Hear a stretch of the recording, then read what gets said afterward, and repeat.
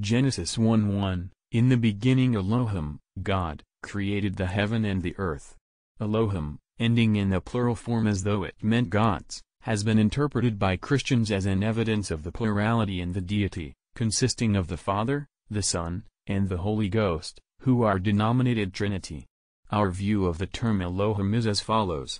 Those who are conversant with the Hebrew language are aware that Elohim relates not merely to the Supreme Being, but also to angels and human authorities. Manoah, the father of Samson, mentioned in Judges 13:22, after he found that he had perceived an angel of the Lord, said, "We shall surely die, for we have seen Elohim." In reference to human authorities, we read in Exodus 22:9, "Before the Elohim, judges, the cause of the two men shall be brought, and he, whom the Elohim, judges, shall declare guilty, shall pay twofold unto his neighbor."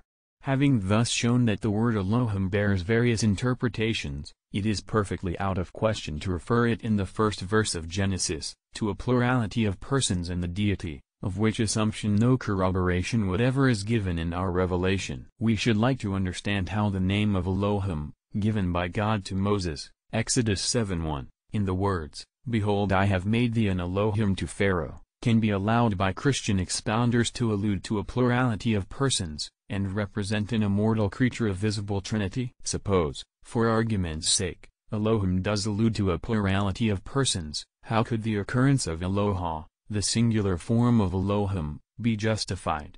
Thus we find in Deuteronomy 32:15, "And he forsook the Eloha, God, who made him," in Psalm 50:22, "Ye who forget Eloha, God."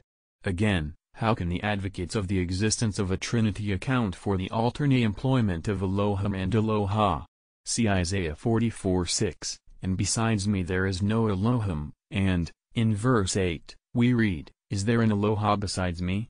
If the truth of the doctrine of the Trinity depend on the term Elohim, the word Eloha most decidedly disproves it, since it renders the allusion to a plurality perfectly unnecessary. The real object in the plural form in Elohim is to represent authority and power. The genius of the Hebrew language admits this particularity not merely in Elohim, but in words of profane signification. Thus is used Adonim, lords, instead of Adon, Lord. For instance, Isaiah 19:4, "In the hand of a hard Adonim, Lord," literally lords, Genesis 39:20, and the Adonai, lords instead of Adon, Lord, took him, viz., Joseph, etc., Exodus 21:4, "If, Baal, his master, is with him," etc. The plural form is used instead of the singular in many modern languages, for instance you instead of thou,